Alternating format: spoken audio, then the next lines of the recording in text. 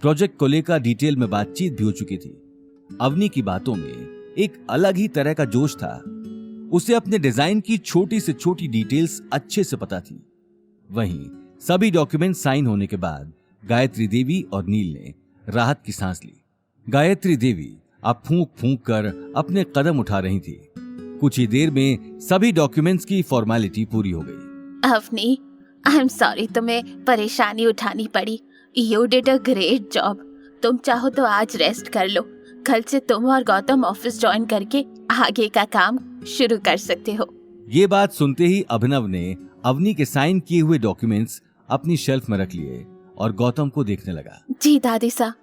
जिस इज्जत की अवनी हकदार थी, आखिर वो उसे मिल ही गई। ये देखकर आज गौतम बहुत खुश था। कुछ ही देर में वो अवनी के साथ मैरियट से घर की तरफ निकल गया।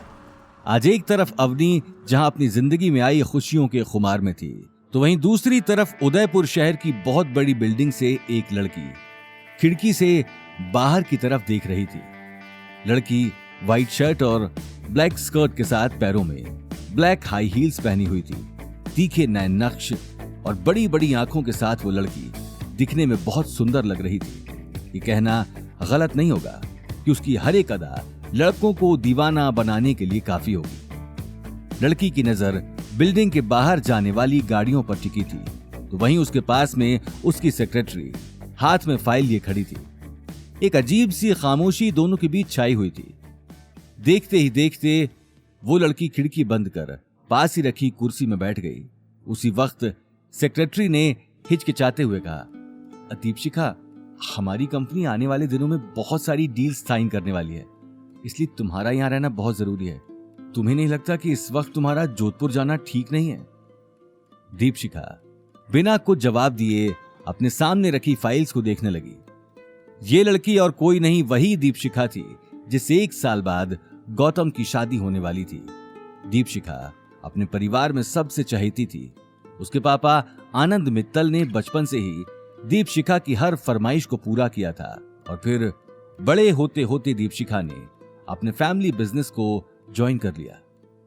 आनंद मित्तल का बिजनेस उदयपुर के साथ साथ ही बहुत सारे शहरों में फैला हुआ था। मार्केट में उन्हें स्टील किंग भी कहा जाता था। किसी रॉयल फैमिली से कम नहीं थी ये फैमिली। कोई बिजनेस में उनके दिमाग और तजुर्बे के आगे खड़ा नहीं हो सकता था, लेकिन अपनी बेटी की जिद के आगे आनंद मित्तल को झुकना ही पड़ा। उन्हें सिर्फ इस बात का डर था कि गौतम से शादी होने के बाद उनकी फैमिली और बिजनेस रेपुटेशन पर लोग सवाल खड़ा करेंगे, इसलिए वो मौका देखते ही किसी ना किसी को समझाने के लिए भेज देते थे। हालांकि आनंद मित्तल गौतम के घर से भाग जाने के बाद दीपशिखा की शादी किसी बड़े घर में कर देना चाहते थे, लेकिन दीपशिखा ने जब से गौतम को देखा था तब से वो गौतम को भूल नहीं पाई थी।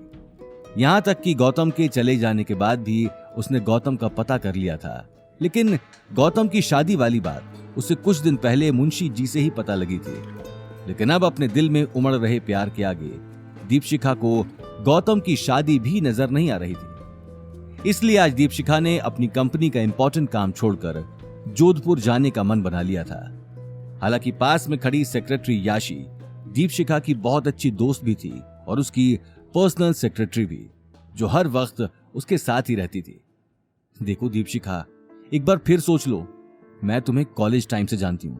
अरे तुम्हारे पीछे लड़कों की लाइन लगी रहती थी और आज भी लड़के लाइन लगाकर खड़े हैं, लेकिन तुम गौतम, तुम मेरी बात क्यों नहीं समझ रही? गौतम की शादी हो चुकी है और वो एक घर जमाई बनकर किसी के घर का काम कर रहा है। अब वो तुम्हारे लायक नहीं है।